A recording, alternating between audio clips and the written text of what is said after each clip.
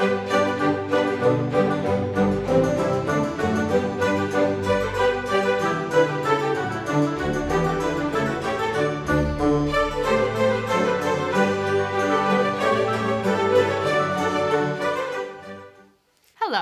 I'm Professor Pipes, and I'm here to talk about Act 3 of William Shakespeare's Romeo and Juliet. And let me just tell you now, this is going to be a rough one. It's like after Act 2's Happy Love Fest, Shakespeare wanted to remind us all in one horribly depressing act that this is still a tragedy. You know what? This is all wrong. It's too bright in here for this act. Turn down the lights, Cooper. I'll be right back.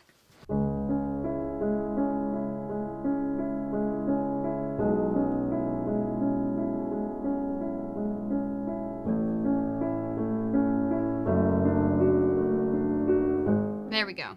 That's better. Well, worse, which is perfect. Before we begin, let's recall where we left off.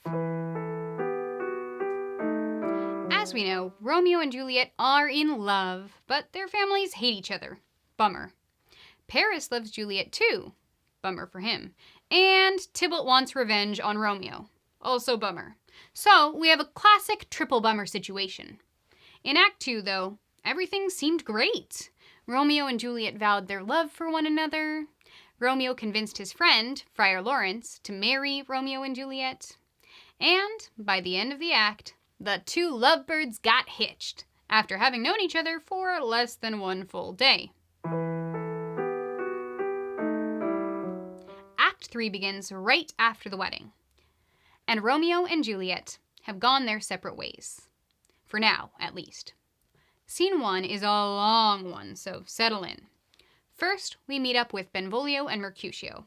Nice guy Benvolio is worried there will be a fight, but Mercutio just jokes with Benvolio, calling him the most hot-tempered man around, always ready for a fight. Just then, the guy that actually fits that description arrives. That's right, Tybalt. He's looking for Romeo, of course. Surprisingly, Mercutio starts trying to provoke him. Tybalt is ready to fight Mercutio, but when Romeo enters, Tybalt says he wants to fight Romeo instead. Our lover refuses and says that he loves Tybalt.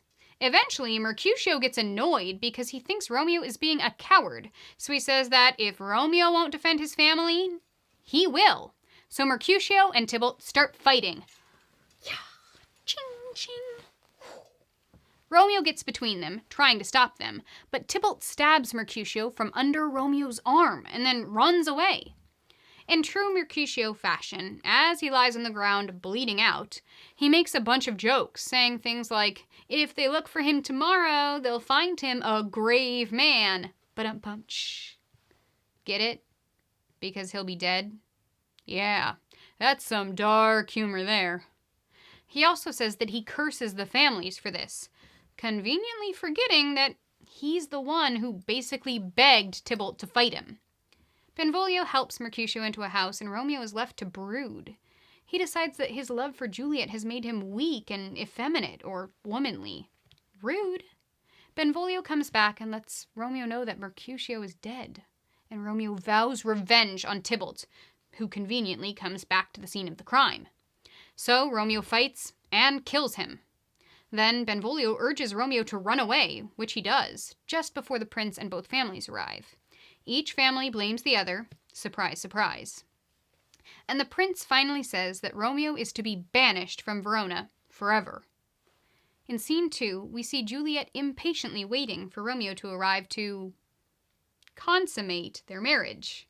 She's blissfully unaware of what just happened, but soon the nurse arrives to break the news. However, because the nurse is so upset, she doesn't make it clear what happened, which makes Juliet think that Romeo died. But when the nurse explains things clearly, Juliet says she can't believe that Romeo seemed so great when in reality, he's awful. Duh, I've been telling you that all along. The nurse agrees, and then Juliet flip-flops, jumping to Romeo's defense, saying that he had no choice, because he would have been killed by Tybalt if he hadn't killed Tybalt first. In fact, she says that Romeo's banishment is 10,000 times worse than Tybalt's death. Okay, I get that Tybalt was kind of a jerk, but still. Dang, Juliet, you're harsh. Juliet then says she's going to die a widow, and says she'll kill herself, since now Romeo's gone. The nurse freaks out about this suicidal talk and says she'll find Romeo. In scene 3, we head over to Romeo's secret hideout. Cooper, I've told you before, I know he's all dark and moody, but Romeo is not secretly Batman. And he doesn't hide out in the Batcave. Romeo's hiding out at Friar Lawrence's place. The friar comes in to tell Romeo what the punishment is, and he's pleased to say that it's banishment, not death. Romeo, however, doesn't take this so well and throws a massive tantrum, saying that banishment is death because he's banished from his life, Juliet. He legit starts rolling around on the floor, crying like the giant baby he is. And then the nurse arrives, but before she can say much, Romeo says that Juliet must think he's a horrible murderer. And then he pulls out a knife. Who gave this idiot a knife? And he threatens to stab himself. Poor nurse, having to deal with 2 hormonal suicidal teens in one day.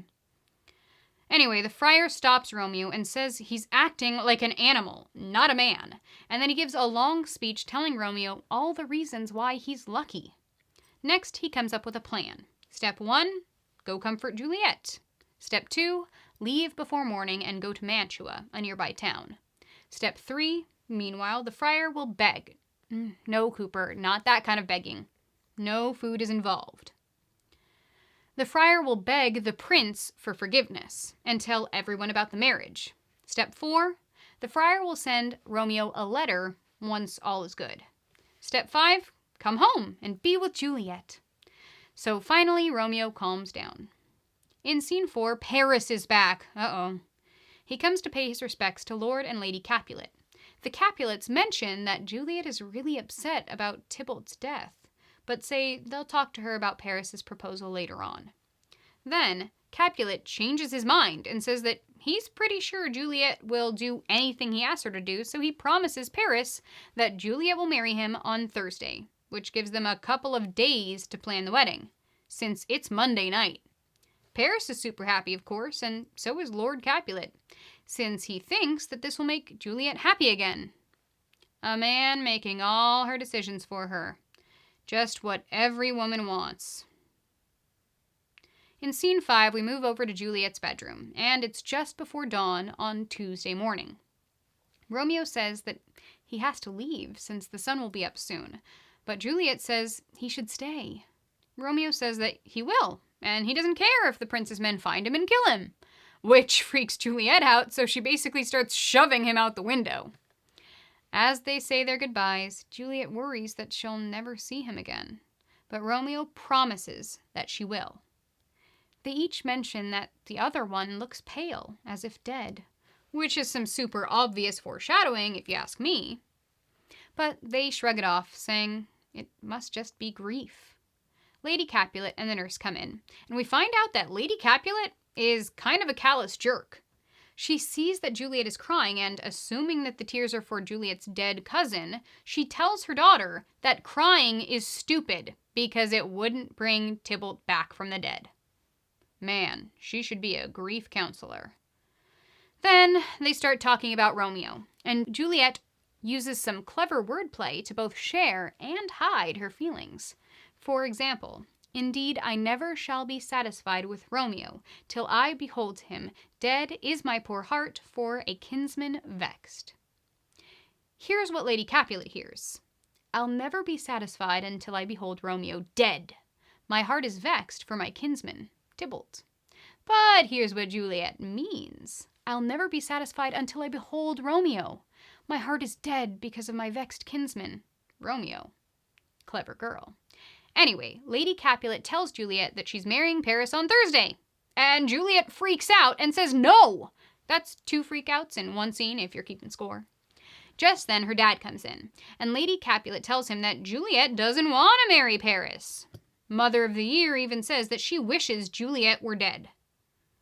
Lord Capulet absolutely flips his lid and calls her a bunch of horrible names before saying that he will disown her and let her hang, beg, starve, die in the streets if she won't marry Paris. No wonder Juliet used to be a robot child who did everything her parents told her. Her dad leaves, and Juliet begs her mother for help, but she says no. Left with no one else, Juliet turns to the nurse, who sides with the Capulets and says that maybe Juliet should just marry Paris. Juliet says okay. What? She agrees to marry Paris? This is Romeo and Juliet, not Paris and Juliet. Oh, I see what's going on here. She lies to the nurse, saying she'll marry Paris, but when the nurse leaves, Juliet reveals that she actually feels betrayed and says that she'll never trust the nurse ever again. Then she heads out to go ask the friar for help. And the act ends with Juliet saying that, if all else fails, she can always kill herself. So, this act is dark. Normally I'd tell a joke here, lighten the mood, but I got nothing. Moving on, let's talk character shifts. First, we have to mention Capulet, since he seems to have done a total 180 in this act. In Act 1, he seemed like a super nice dude. He wanted his daughter to marry someone of her own choosing, and he didn't want her to get married too young. Even when Romeo crashed his party, he said that Romeo was a good young man and told his nephew to leave him alone. But now, because his daughter doesn't want to marry the guy he promised her to, we see an entirely different side of him.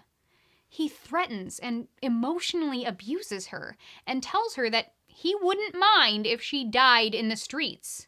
If you were wondering why Lady Capulet refuses to help Juliet, look to her husband. If he treats his own flesh and blood that way, I can imagine the fear his wife would feel if she had to contradict him. And the nurse? Maybe telling Juliet to marry Paris is more about wanting to save Juliet's life than it is the betrayal that Juliet sees it as. Romeo and Juliet have rather big shifts in this act too, and it's a pretty tough subject to talk about. We all know that the current teenage suicide rate is alarming, but it might be surprising to see that Shakespeare addressed this difficult issue centuries ago. Romeo and Juliet seem to hit on a lot of the stereotypes about suicidal behavior, reinforcing some and turning others on their heads. On the one hand, Romeo and Juliet seem happy. Friar Lawrence points out all the reasons why Romeo's lucky. Romeo has a loving family. It seems like Romeo is just being overdramatic and blames his problems on other people or fate, refusing to take responsibility for his own actions. And both Romeo and Juliet have options, but they refuse to see them until other people solve their problems for them. Teens being teens, am I right? On the other hand, Juliet clearly has an abusive family. She also feels like the only person in the world on her side now is Romeo, since her best friend betrayed her. Romeo and Juliet don't think they'll ever be able to see each other again. Romeo has lost his friends, his family, and his wife all in one afternoon, and he feels responsible for the death of his best friend. All of this serves to demonstrate the complex issues related to depression and suicide. Okay, that's enough sad talk for a moment. Let's move on to the themes and motifs. First, let's talk love. The two most defining types of love in this act are philia for Romeo and pragma for Juliet. In a Shakespearean play, the third act generally contains a choice that a character makes, which will determine whether this play will be a comedy or a tragedy. Romeo makes this choice when his brotherly love for his best friend, Mercutio, overwhelms his common sense. Because he decides to kill Tybalt as revenge, the story is bound to end badly. This choice sets into motion Romeo's banishment and all the tragic events that happen as a result. Interestingly, Romeo is separated from his love, Juliet, kind of because of the love he had for his best friend. So maybe love isn't always great. Juliet demonstrates pragma, which is a practical love that comes from a sense of duty. This is where we get the word pragmatic. Juliet is clearly heartbroken when she finds out that the man she loved and trusted killed her cousin. She calls him a serpent, a dragon, and a fiend. However, as soon as the nurse insults Romeo, Juliet changes her tune and asks, "Ah, poor my lord, what tongue shall smooth thy name when I, thy 3 hours wife, have mangled it?" She feels that, as Romeo's wife, it's her duty to stand up for him and forgive him, especially when no one else will. As that old country song goes, stand by your man. Again, though, this isn't necessarily the healthiest kind of love. In fact, these two teens make it clear again and again that they would prefer to die rather than be separated from their love, which is a very serious and drastic choice to make. Next, let's talk about opposites. Shakespeare uses wordplay to demonstrate the contradictory emotions of Juliet when she finds out that Romeo killed Tybalt. Juliet describes her husband using oxymorons, saying beautiful tyrant, fiend angelical, dove-feathered raven, wolvish ravening lamb. While Romeo seemed good on the outside, he has proven to be bad on the inside. Then she mentions that she should be happy that her husband is alive, and yet she's crying. There's no easy choice for her to make here. Either she betrays her husband, or she betrays her family. One of the most interesting ways that Shakespeare presents us with opposites is with Act 3, Scene 2, which is a mirror image of Act 2, Scene 5. In both cases, Juliet is impatiently waiting for news of Romeo or Romeo himself. And in each case, the nurse comes in to deliver news. In both scenes, the nurse ends up delivering that news very slowly, but for completely different reasons, and with completely different results. So the scenes, while similar, have almost opposite effects, showing that quick and sudden change from comedy to tragedy. Next, let's discuss time and age. Lots of things seem to happen very quickly in this act. Lady Capulet thinks Juliet should be done mourning Tybalt the morning after he died. And Lord Capulet plans a wedding late Monday night, and he wants it to take place on Thursday morning. Clearly, things move quickly in the Capulet household. Now I see where Juliet gets it. Speaking of Juliet, both she and Romeo make completely impulsive decisions. When they can't see a solution to a problem immediately, they impulsively jump to the most drastic option, death, without taking the time to really think and make rational decisions. Our next theme is destiny, or fate. There seems to be a bit of an argument over whether fate is kind to Romeo and Juliet or not. After Romeo kills Tybalt, he blames it on fate, not his own choices, saying, "Oh, I am fortune's fool." And while that may seem crazy, a few other characters kind of agree. Lord Capulet says that things have happened so unluckily to their family, suggesting that Tybalt's death was the result of bad luck. Even Friar Lawrence blames fate at first, saying that affliction seems to love Romeo, and he's married to calamity. However, when Romeo says that he wants to die, Friar Lawrence reminds Romeo of all the ways in which he's lucky. He could have been killed by Tybalt. He could have been executed by the prince. His wife could have abandoned him. But none of that happened. Juliet also mentions that fate is fickle, or keeps changing its mind, when she says that she hopes that fate will be fickle and will bring Romeo back to her soon. Finally, we're left with light and dark. I think this motif is best summed up by Romeo's line, "More light and light, more dark and dark are woes." He literally means that as it grows brighter out, they need to leave one another, which makes them sad. However, it's also symbolic of what is going on in this play. The closer they get to being together, the more everything seems to fall apart and the sadder the story becomes. Lastly, I'd like to leave you with some food for thought. First, how do we know that there's no hope for a happy ending now? Why can't the friar's plan work out? Second, if you were to assign blame to anyone in the play at this point, who would it be, and why? Third, Does Lord Capulet's extreme character shift seem believable? Why or why not? Fourth, what lessons about life are Romeo and Juliet learning in this act? And finally, there's quite a bit of discussion about gender in this act and what it means to be manly or womanly. What assumptions and beliefs did they have about the different genders at this time? Thanks for watching this episode of Piper's Paraphrases. And as Shakespeare once wrote, adieu. I have too grieved a heart to take a tedious leave.